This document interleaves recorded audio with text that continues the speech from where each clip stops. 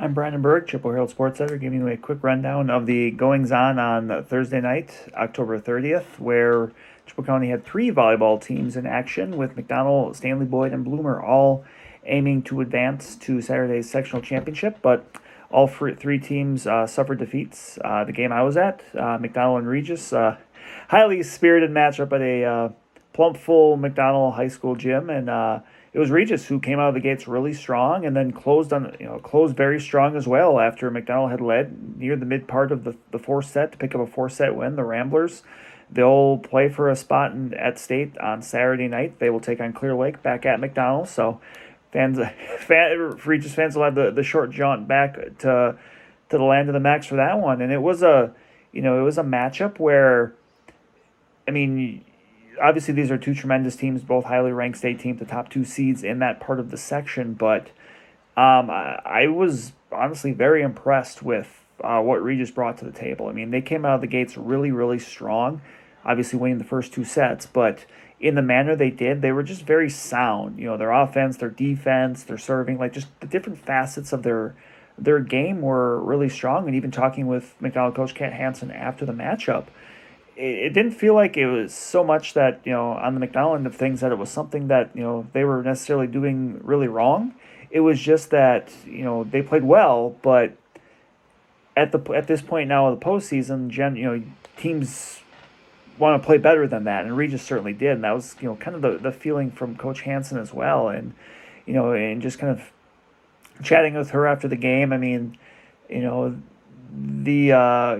obviously she's very as accomplished of a coach as you're going to find, not just in Chippewa County but in this area. But having the perspective of obviously disappointment for a McDonell team that was won the Western Clover Belt, had a tremendous year, won the Western Clover Belt Conference Championship, was the top seed going into the postseason.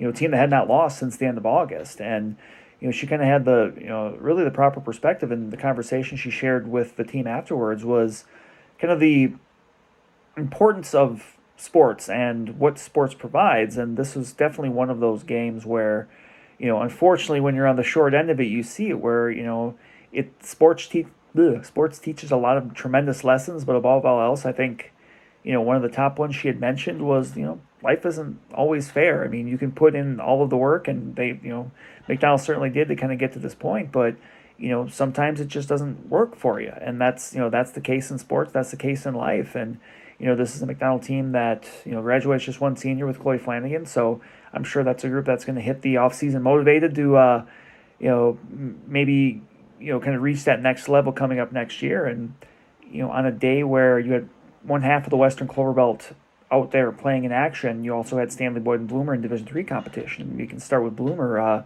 The 3 seed, they went to Grantsburg and lost in straight sets to the Pirates. And, it's a Bloomer team that I think really has come on strong the last few weeks. You look at McDonell and Stanley Boyd certainly, and they've kind of wire to wire been outstanding teams. But, Bloomer, I think, kind of discovered its way, discovered what works, down the home stretch. And they closed the end of the regular season strong and went to the postseason, went on the road to Unity and picked up a win over the Eagles to win a regional championship, the first for the program since the team reached state in 2022. And, it's a team that had a bunch of seniors on it that, it just seemed like they were kind of clicking at the right time. And it's such a, it's a coach cliche whenever you hear a coach say, oh, we want to be playing well at the right time. But it's true. Like, so many times in sports, the best cliches are the ones that are absolutely right. And this was the case there.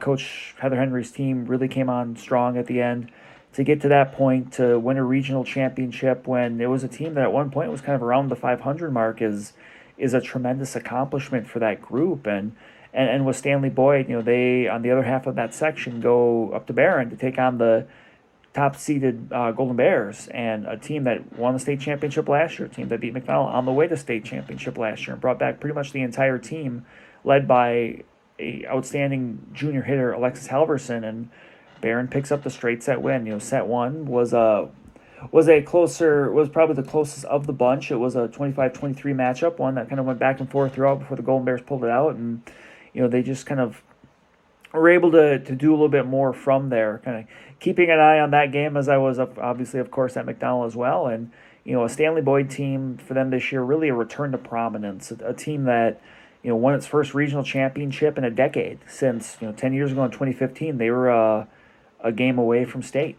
in Division Three, and this year being able to come back and get to the point where they are, they were one of the top ranked teams in the state throughout the season, and a team that picked up a win over McDowell early on in the season, and the only teams that they lost to during the regular season were McDowell twice, River Falls, and Chippewa Falls, a couple of big river schools, and now they end the season with the defeat to Barron, but a team that had some seniors that played big parts of that team, but also a team that had a lot of younger contributors.